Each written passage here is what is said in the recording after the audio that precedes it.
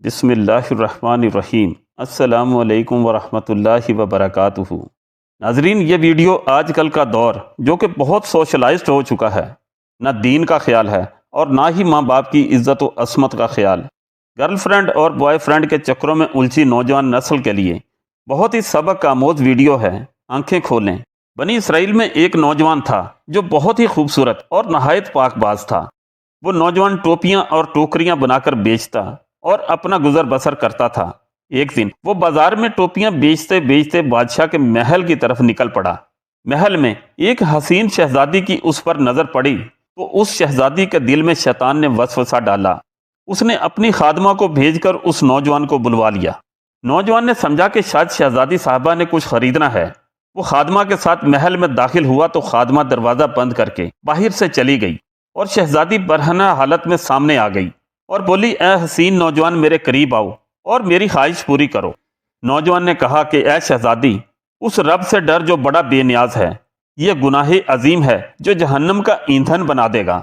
شہزادی نہ مانی اور دھمکی دینے لگی کہ اگر تو نے میری خواہش پوری نہ کی تو میں بادشاہ سلامت کے پاس شور مچاتی اسی حالت میں جاؤں گی اور کہوں گی کہ اس نوجوان نے میری عزت زبردستی لوٹنے کی کوشش کی ہے۔ وہ نوجوان بڑا پریشان ہوا اور کچھ سوچ کر بولا، اچھا مجھے نہانے کی اجازت دی جائے تاکہ میں صاف ستھرا ہو جاؤں۔ شہزادی بولی، ٹھیک ہے، پر یہاں نہیں نہانا کیونکہ تم بھاگ جاؤ گے۔ تم اس خادمہ کے ساتھ 40 فٹ اوپر محل کی چھت پر جا کر نہاؤ۔ نوجوان مان گیا اور اوپر چلا گیا۔ وہاں جا کر اس نے دیکھا اور سوچنے لگا کہ اب کیا کروں، تو اس کے ذہن میں اس کے سوا کوئی اور حل نہ آیا کہ 40 فٹ سے چھلانگ لگا دی جائے۔ اس نے چھلانگ لگاتے وقت دعا پڑھی، اے اللہ، مجھے تیری نافرمانی پر مجبور کیا جا رہا ہے اور میں اس برائی سے بچنا چاہتا ہوں۔ مجھے 40 فٹ نیچے چھلانگ مار کر مر جانا تو منظور ہے، لیکن تیری نافرمانی نہیں۔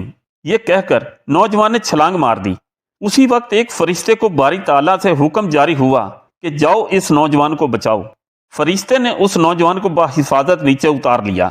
نوجوان بڑا خوش ہوا اور اسی وقت شکرانے کے نفل ادا کیے اور بارگاہ الہی میں عرض کی کہ مولا، تو چاہے تو مجھے اپنے اس کام ٹوپیاں اور ٹوکریاں بیچنے سے بے نیاز کر سکتا ہے۔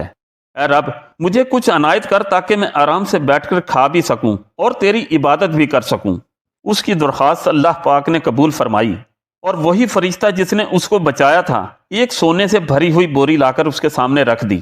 اس عظیم نوجوان نے پھر سجدہ شکر ادا کیا اور عرض کرنے لگا، اے میرے پروردگار، اگر یہ سونا اسی رزق کا ہے جو مجھے اس دنیا میں ملنا تھا تو اس میں برکت فرما، اور اگر یہ اس اجر کا حصہ ہے جو مجھے آخرت میں ملنا تھا اور اس کی وجہ سے میری آخرت کے اجر میں کمی ہوگی تو مجھے یہ دولت نہیں چاہیے۔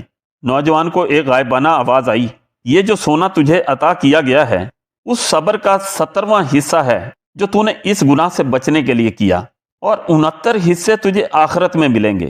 اس نوجوان نے کہا، اے میرے مالک، مجھے ایسے خزانے کی حاجت نہیں جو آخرت میں میرے اجر میں کمی کا باعث بنے۔ چنانچہ نوجوان نے جب یہ بات کہی تو سارا سونا اسی وقت غائب ہو گیا۔ یہ واقعہ ان نوجوانوں کے لیے ہے جو اس واقعے سے کچھ سبق لیں گے کہ کتنا اجر اللہ پاک نے صبر پر یعنی گناہ سے بچنے پر رکھا ہے۔ اللہ تعالیٰ سے دعا ہے کہ امت مسلمہ کے نوجوانوں اور لڑکیوں کو سیدھے راستے پر چلا اور ہدایت دے۔ آمین۔ اسلامی روشنی چینل کو ضرور سبسکرائب کر لیں۔ جزاک اللہ خیرہ۔